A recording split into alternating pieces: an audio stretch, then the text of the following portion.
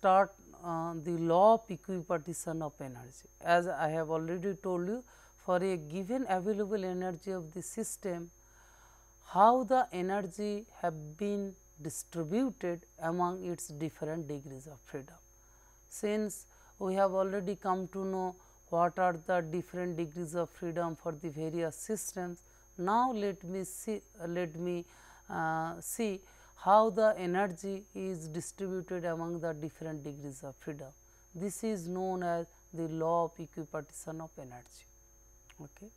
Let us deduce the law of equipartition of energy, which states that the energy of a dynamical system in thermal equilibrium at temperature T is distributed equally among all the degrees of freedom, and it is equal to half kT for each degrees of freedom. So, what does it mean by equipartition? Equi means equal, that means energy will be distributed equally among all its degrees of freedom, and it can be shown that energy for each degrees of freedom is half kT. Okay. This law was first derived by Maxwell and later generalized by Boltzmann. As we have said earlier, the particle distribution law is given by dN equal to n times a e to the power minus e by kT dx1 dx2 dx3 dq, where E of x q is nothing but it consists of kinetic energy plus potential energy in terms of new coordinates, half alpha 1 x 1 square plus half alpha 2 x 2 square plus U of kT, and A is a constant which is determined by the normalization condition. A integral e to the power minus e by kT integrated over all coordinates dx 1, dx 2, dx 3 and dq equal to 1. If you will substitute this normalization condition, then you will get A in the above equation. In the above equation, what you will get it? You will get A minus integrating from minus infinity to plus infinity e to the minus alpha 1 x 1 square by 2 kT dx 1 minus infinity to plus infinity e to the minus alpha 2 x 2 square by 2 kT dx 2 and up to nth term, and last term is e to the minus u by kT dq equal to 1. This is the normalization condition. So, we have got basically n plus 1 integration x 1, x 2, x 3, x n and another integration over dq. So, in order to integrate over dx 1, dx 2, dx 3, we let us substitute alpha 1 x 1 square by 2 kT is y 1, alpha 2 x 2 square by 2 kT is y 2, etcetera. If I will substitute it, then I can rewrite these equations as minus infinity to plus infinity e to the minus alpha 1 x 1 square by 2 kT dx 1. After substitution, it will look like 2 kT by alpha 1 to the power half 0 to infinity e to the power minus y 1 to the power minus half dy 1, which is nothing but the 2 pi kT by alpha 1 to the power half. So, you will get n terms, we will get terms of this type, n number of terms you will get. So, if you will because of the integration over x 1, x 2, x 3, x n. So, finally, what we will get a 2 pi kT by alpha 1 to the power half 2 pi kT by alpha 2 to the power half into last term e to the power minus u by kT dq equal to 1. So, finally, we can get a e to the power minus u by kT dq equal to 2 pi kT by alpha 1 to the power minus half 2 pi kT by alpha 2 to the power minus half. We will be having n number of terms. So, it is a product of 2 pi kT by alpha j to the power minus half, where j runs from 1 to n. Okay. So, then the mean energy, now I will calculate different quantities. Then mean energy corresponding to the momentoids x I is, as we know, energy is some half alpha x I square. So, average mean of half alpha x I square is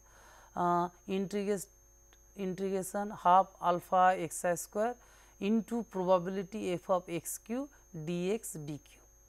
So, then you will substitute f of x q. So, what we will get it half alpha x I square a e to the by k t dx 1 dx 2 dx 3 dx I into dx q. So, we know that average values of half alpha x I square is, we know it is a product of it is product of 2 pi k t by alpha j to the power minus half. So, if you will put the values of E equal to half of alpha x I square summed over plus u of k t. So, that part we know what is it e to the power u by k t, let me show you a e to the power minus u by k t dq is a product of n terms 2 pi k t by alpha j to the power half. So, just we have substituted that thing product of 2 pi k t by alpha j to the power minus half, which is nothing but a integral e to the power minus u by k t. Now, I have to do rest of the terms, I have to integrate the rest term, which is minus infinity to plus infinity half alpha 1 x 1 square e to the power minus alpha 1 x 1 square by 2 k t dx 1 half alpha 2 x 2 square e to the power alpha 2 x 2 square by 2 k t dx 2, and finally, half of alpha ith term is alpha x I square e to the power alpha x I square by 2 k t dx I. So, this term we also know. So, apart from half k t. So, finally, what we will get the product of 2 pi k t by alpha j to the power minus half into product of n terms of inverse thing, means 2 pi k t by alpha 1 to the power plus half apart from half k t. So, obviously, this term will cancel except half k t. So, we will get the mean of, we will finally we got the result, the mean energy, that means average values of half alpha x I square is nothing but half k t. So, thus the mean kinetic energy for the momentoid x I is half k t, where I equal to 1 to n. It is the equipartition of energy between the different momentoids. This result is applicable for translational, rotational and vibrational motions. And it is appropriate to emphasize that this law does not refer to the potential energy of particles in the external field. The law of equipartition of energy is of great importance. For example, due to this law, the mixture of ideal gases obeys the Dalton law of partial pressures. Okay. So, the microscopic origin of Dalton law of partial pressure is nothing but the equipartition energy, law of equipartition of energy, and as a result we got the Dalton's law of partial pressure, where total if that means if the system has n number of components, the total pressure exerted by the system is the sum of pressures exerted by the individual components respectively. So, next I will tell atomicity of gases. The law of equipartition of energy, atomicity of gas means I will next couple of minutes I will tell the result of equipartition of energy, law of equipartition of energy in predicting the ratio of the specific H C P C V etc. Okay. So, the law of equipartition of energy enables us to calculate the energy of an ideal system. Obviously, we will constrain ourselves to an ideal system. Let us consider a gram molecule of a perfect gas at absolute temperature. The system contains Na molecules, where Na is the Avogadro number, because we have considered 1 gram molecule. So, obviously, it contains Avogadro number of molecules.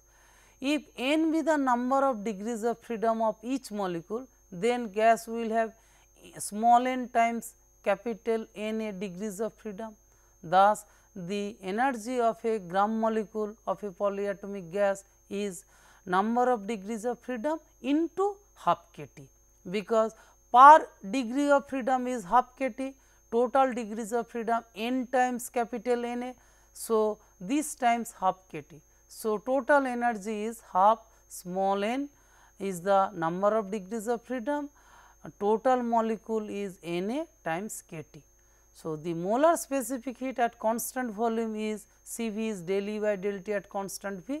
So, half small n into capital N A into K, which is nothing but the half times n into R, where R is nothing but the universal gas constant, which can be written as Avogadro number times the Boltzmann constant. So, finally, the molar specific heat at constant volume we have got is N R by 2, and exactly which matches with the experiment that at room temperature molar specific heat at constant volume is independent of the temperature. Since Cp by Cv equal to R for all perfect gases, we have Cp equal to Cv plus R. Since we have got Cv is n by 2 times R. So, if you will put this value, so Cp is n by 2 plus 1 into R, and hence the ratio of two specific heat is gamma equal to Cp by Cv n by 2 plus 1. So, let us consider some particular cases. Let us start for the monoatomic gas. In this case, as we know, let us try to derive this ratio gamma equal to Cp by Cv for 3 cases. First one is the monoatomic gases, second one is the diatomic gases, third one is the triatomic gases, because we know monoatomic, we know the degrees of freedom for monoatomic, diatomic and triatomic gases, and just we will put the degrees of freedom for 3 gases individually and calculate the ratio gamma, and let us see whether it matches with the experiment or not.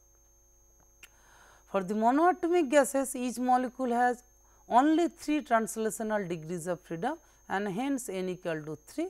So, Cv equal to 3 by 2 R and Cp equal to 5 by 2 R.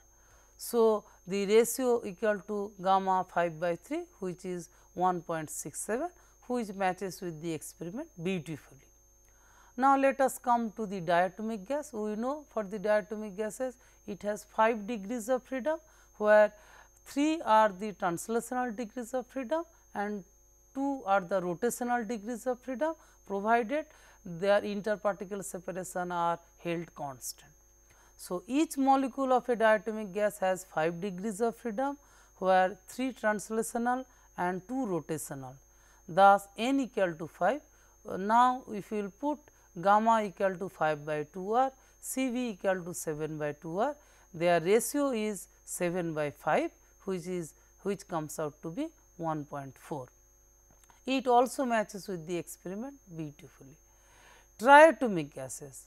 In this case, each molecule has 6 degrees of freedom, where 3 are due to translational motion and 3 are due to rotational motion. So, we will put n equal to 6, we will get Cp equal to 4 R, Cv equal to 3 R, where gamma equal to 4 by 3 equal to 1.33. So, here I should say something. Suppose if you want to calculate the ratio for the polyatomic gases, so there the observed value from this derivation did not match with the experimental result. So, that is the reason this form of derivation is not good for a for a polyatomic gas, where you need to look for some new theory, maybe statistical mechanics will be able to handle polyatomic gases much better than this kinetic theory of gases. Atmosphere of planets. So, that is the one of the most beautiful example through which we will see how the density of molecules are distributed in our atmosphere. Planets including the earth is surrounded by envelope of air known as atmosphere. the molecules of the atmospheres are in thermal motion and also experience a force of gravitational attraction of the planet. Therefore, a distribution of the molecules of the atmosphere varies with altitude. Consequently, there is a change in pressure of the gas with altitude. Let us derive how the pressure changes with the altitude. Okay.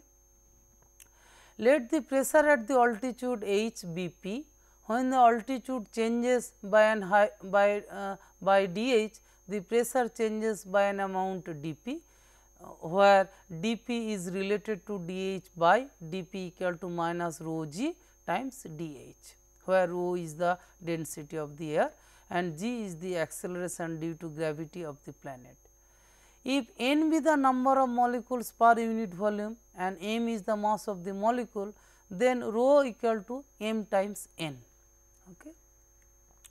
So, according to the kinetic theory, we know P equal to n k T. So, n equal to P by k T. Consequently, rho equal to small m P by k T, and dP, if you will substitute values of rho in the dP. So, we will get dP equal to mg by kt into p dh, or dP by p equal to mg by kt into dh. So, here the acceleration due to gravity g is not constant, but depends on the altitude h in accordance with the law of gravitation. In our school level physics, we know how to derive if you will go away from the surface, if you will go towards the center, then how the acceleration changes with the distance. So, thus g equal to g m by r square, where g is m by r naught plus h whole square, where g is the gravitational constant, m is the mass of the planet, r naught is its radius. Okay. So, that means if you will go away from the surface, that means you are away from, so r naught plus h. If you will go towards the center by a distance h, then it will be reduce r naught minus h should be. So, substituting this value in the equation, we will write dP by p is m g into small m into capital M by k T dH by r naught plus h whole square. If you will assume that temperature is the same at all altitude, for the sake of simplicity, then we can take outside T, we can take outside of this integration. Then on integration we get log of P equal to G small m capital M by k T 1 by r naught plus h plus log of A, where log of A is a integration constant. Hence, P, if you will rewrite this equation, P equal to A times e to the power g small m capital M by k T 1 by r naught plus h. Let P naught be the pressure of the air on the surface of the planet, where h equal to 0, just surface. So, then that means we want to see how the pressure changes with the altitude as you will be away from the surface. Okay. Let us say pressure is P equal to P naught at the surface, that means h equal to 0. The constant A can be calculated from the condition that P equal to P naught. So, the constant is A equal to P naught e to the power minus g small m capital M by k T into 1 by r naught. If we will put back the constant A, so we will get P as a function of h is the pressure of the air is P of h equal to P naught e to the power minus g small m capital M by into 1 by r naught minus 1 by r naught plus h. So, this equation represents the law of decrease of pressure with altitude. According to this, pressure of a gas decreases with altitude according to an exponential law, and exactly it happens in our atmosphere. If you will be away from the atmosphere, if you will go above to a surface where we will feel less pressure, and that is the reason we have seen less pressure in the atmosphere. Since the pressure of the gas is proportional to the number of molecules per unit volume, so the above equation pressure can be written in terms of number of molecules as a height. So, n of H equal to n naught, n naught means number of molecules per unit volume at the surface into e to the power minus m g naught r naught by k T into 1 minus 1 by r naught plus h, where g naught is the acceleration due to gravity on the surface of the planet of radius r naught, n and n naught be the number densities of molecules, means number of molecules per unit volume at the altitude h and on the surface of the planet, where h is assumed to be 0 respectively. This is the law of diminishing of the density of the molecules with the latitude. That means, as we will go above to the surface, the density of molecules will be decreasing. So, that is expected and that it happened in this expression also. According to this formula, the density tends to a finite value as h tends to infinity, which if we will substitute in the above equation h equal to infinity, then we will get a n at h tends to infinity equal to n naught e to the power minus m naught g naught r naught by k T. This means that the density of gas should be distributed over the entire infinite space. This is physically impossible. The atmosphere of the planet is not in equilibrium state. However, any system ultimately tends to an equilibrium state. So, for different systems, suppose if we will allow the system for the to come to equilibrium, different system will take different time to come to the equilibrium, but asymptotically any system will come to the equilibrium. So, this leads us to assume that the atmosphere of the planets gradually dissipate. Some celestial bodies such as the moon completely lost their atmospheres, while the Mars has a very rarefied atmosphere. The atmosphere of the moon has already attained the equilibrium state. The atmosphere of the earth is dense and hence in the way towards the equilibrium state. Thank you very much.